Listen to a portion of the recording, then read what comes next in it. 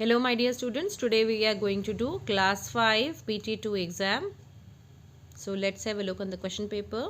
Here's the reading passage first. The passage is Ramu and his wife Lakshmi lived in a village. Ramu was a wise and kind person. Ramu और wife उसके एक गांव में रहते थे और रामू काफ़ी अच्छा आदमी था, दयालु आदमी था. Lakshmi was a ग्रेडी women. Lakshmi थोड़ी लालची थी. They worked hard and earn little money. दोनों बहुत मेहनत करते थे लेकिन बहुत कम पैसा कमा पाते थे. When there was no work, they had no food. कभी कभी तो काम नहीं होने की वजह से उनको खाना भी नहीं मिलता था. Ramu and Lakshmi move to a nearby town in search of work.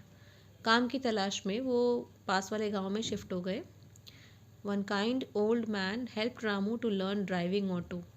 एक आदमी ने, बूढ़े आदमी ने उसको ड्राइविंग करना सिखा दिया, ऑटो ड्राइव करना. Now Ramu was able to earn enough money for their living. अब रामू अच्छे पैसे कमाता था. रामू खुश था. Ramu was happy with what he earned.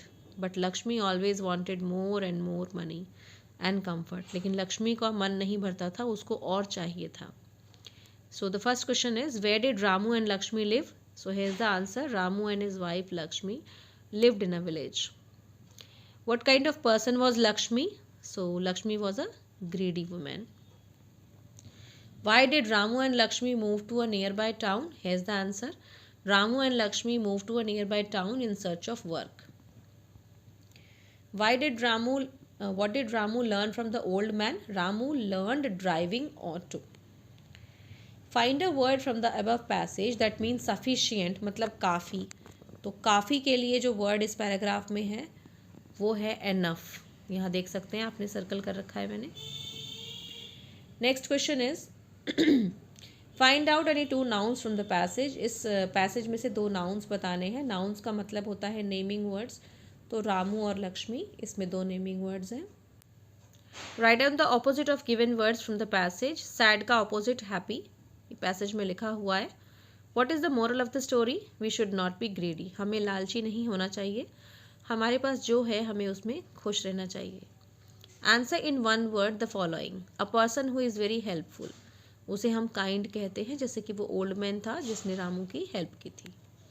Coming to the writing section, answer the following questions. Why was sultan in a hurry? The sultan was in a hurry because he had given invitations for a meal to his friends. अपने दोस्तों को उसने खाने पे बुलाया था, इसीलिए वो जल्दबाजी में था. Imagine about टॉपसी टर्वी land and right in brief. तो 2 नंबर का क्वेश्चन है. कम से कम आप इसमें 2 पॉइंट्स लिखेंगे. कोई भी 2 पॉइंट्स जो आपको याद हो वो आप यहाँ लिख सकते हैं. मैंने लिखा है the boats travel up and down the street, people walk on their heads. आप और भी लिख सकते हैं इसमें कि children go to school by night, you pay for what you don't get. ये सब बातें, इनमें से कोई भी 2 आप लिख सकते हैं क्योंकि 2 नंबर का क्वेश्चन है. What are the things the girl does not want to share? वो लड़की जो थी वो क्या क्या नहीं शेयर करना चाहती थी. The girl does not want to share her toys, sweets and books. Coming to the next section, grammar section. Fill the correct word of degree. यहाँ पे degree of comparison आपको बताया गया है. तो डिग्री ऑफ कंपैरिजन में मैं एक बात आपको बता दूं कि इस फर्स्ट डिग्री तो आपकी जनरल होती है. उसके बाद सेकंड डिग्री जो होती है उसे हम तब यूज़ करते हैं जब हम 2 लोगों के बीच में कंपैरिजन करते हैं. अगर कंपैरिजन बहुत सारे लोगों के बीच में या बहुत सारी चीज़ों के बीच में हो तो थर्ड डिग्री का यूज़ किया जाता है. जैसे Sneha is the best student of the class. Sneha को पूरी क्लास से कंपेयर किया जा रहा है, तो यहाँ पर गुड, बेटर, बेस्ट आएगा. The place is more beautiful than that. तो यहाँ पे 2 का कंपैरिजन हो रहा है, एक जगह का और दूसरी जगह का, तो यहाँ पर मोर ब्यूटीफुल आएगा. Punctuate the following. तो यहाँ आपको कैपिटल लेटर लगा के, फुल स्टॉप लगा के इसको लिखना है. आप ध्यान रखेंगे कि सेंटेंस की स्टार्टिंग कैपिटल लेटर से होती है, लास्ट में फुल स्टॉप होता है, और जो नाउन्स होते हैं वो कैपिटल में होते हैं. Fill in the blanks by adding less. LESS add करना है. He is very careless. It is useless if we only worried about future. तो यूज़ से हमने लेस वर्ड ऐड कर दिया, इसमें यूजलेस बन गया. यूज़ द वर्ड सो और if according to the sentence. So और इफ़ यूज़ करना है. We will reach on time if we go by car. अगर हम गाड़ी से जाएं तो हम समय पर पहुंच जाएंगे. Today is a beautiful day so we all decide to go out for a picnic. Beautiful day है इसलिए हमने डिसाइड किया है.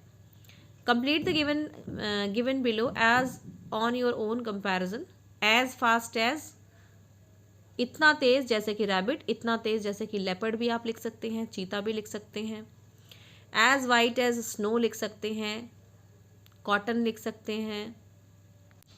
क्रिएटिव राइटिंग में mention about the qualities you will like to see in your person to be your friend. आपका जो दोस्त हो उसमें कौन कौन सी क्वालिटीज़ हो, तो आप इनमें से लिख सकते हैं इस तरह से. मैंने एक एग्जाम्पल आपको दिया है. We have many friends but only one is our best friend. Best friend should be supportive and helping. He should encourage me and listen to me. One should not be judgmental about their friend. One should share their things and be practical in nature. तो आप अपने दोस्त को कैसा जानना चाहते हैं, कैसा आपका दोस्त होना चाहिए, आपकी मदद करने वाला होना चाहिए, एक अच्छा इंसान होना चाहिए, सच बोलने वाला होना चाहिए. इस तरह से आप बहुत सारी क्वालिटीज़ अपने फ्रेंड्स के बारे में लिख सकते हैं. क्योंकि यहाँ पे 5 आइडियाज़ बोले गए हैं इसीलिए मैंने 5 लाइन से लिखा है. नेक्स्ट सेक्शन है आपका spelling section. Find out the correct spelling and circle. तो वेसल्स की स्पेलिंग यहाँ करेक्ट है. Rearrange the jumble word and write. Jumble word है, दिस इज बार्बर. बार्बर होता है बाल काटने वाला. Give the opposite of the word nobody, everybody. Answer in one word given sentence. Land with no vegetation. जहाँ पर कोई vegetation नहीं है, मतलब जहाँ कोई पेड़ पौधे नहीं है, ऐसी जगह को हम डेजर्ट कहते हैं.